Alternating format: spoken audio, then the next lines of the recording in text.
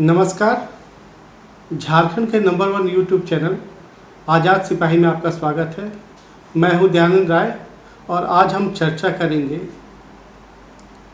मुख्यमंत्री हेमंत सोरेन और उड़ीसा के मुख्यमंत्री नवीन पटनायक के बीच साम्य की।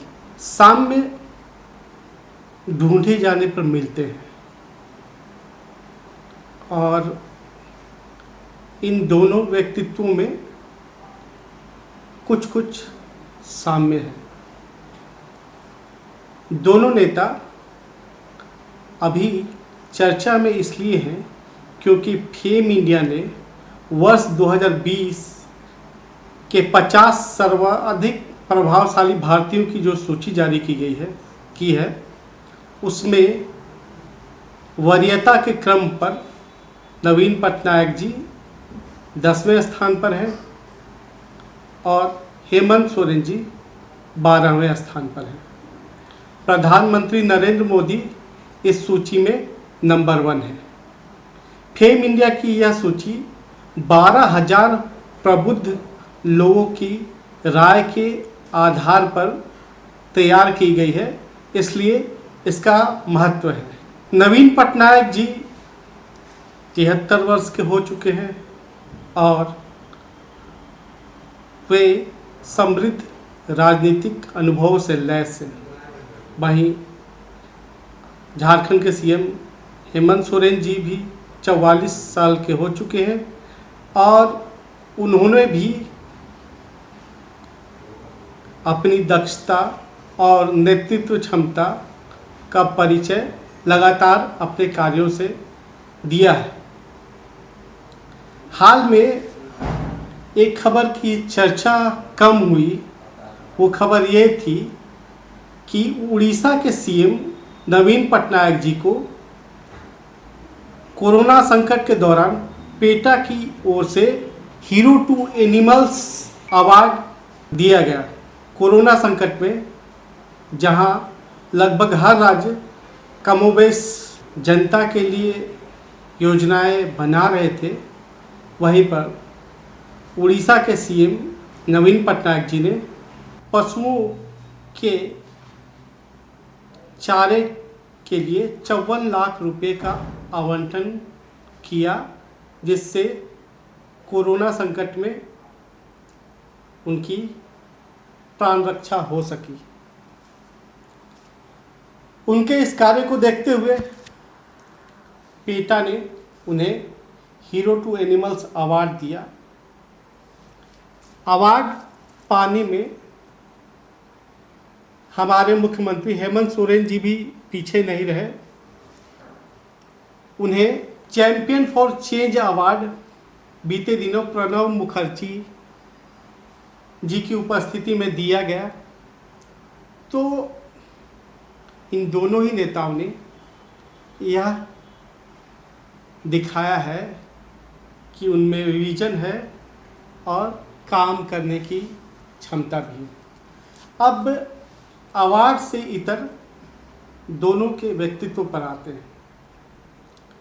नवीन पटनायक जी की छवि शालीन राजनेता की रही है और वो विनम्रता से बात करते हैं।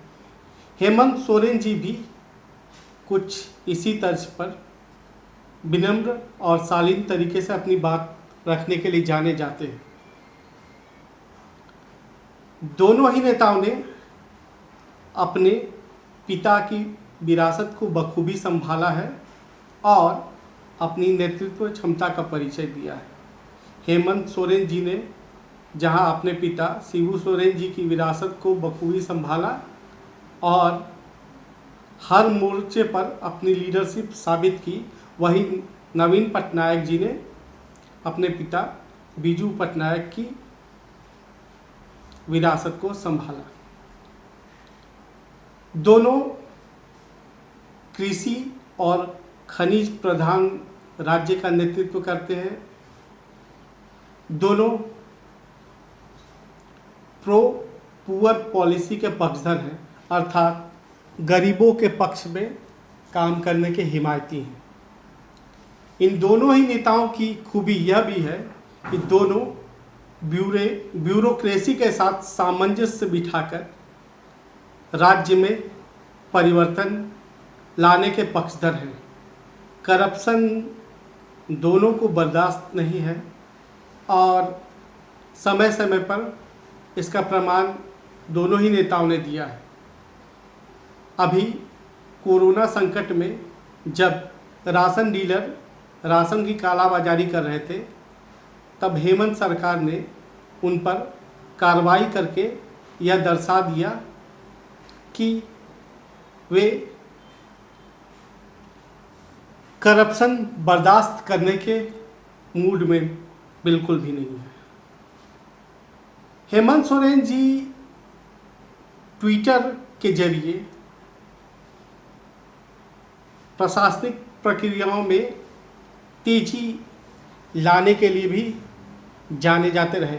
हालांकि भाजपा ने ट्विटर सरकार के नाम पर उनकी आलोचना भी की, लेकिन सत्य यही है कि ट्विटर के जरिए उन्होंने जो काम किया वह सराहनीय रहा।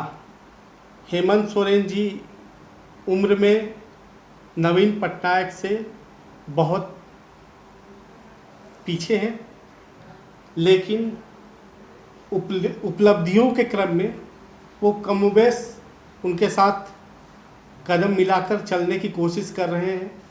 फेम इंडिया की जो सूची है सर्वे का, उसमें नवीन पटनायक जी का 12वें पायदान पर रहना और 10वें पायदान पर रहना और हेमंत सोरेन जी का 12वें पायदान पर रहना यह दर्शाता है कि यदि दोनों नेता इसी तरह जनता की उम्मीदों पर खरा उतरते रहे तो दोनों की लोकप्रियता का ग्राफ और भी चढ़ेगा। आज़ाद सिपाही देखने के लिए आपका धन्यवाद।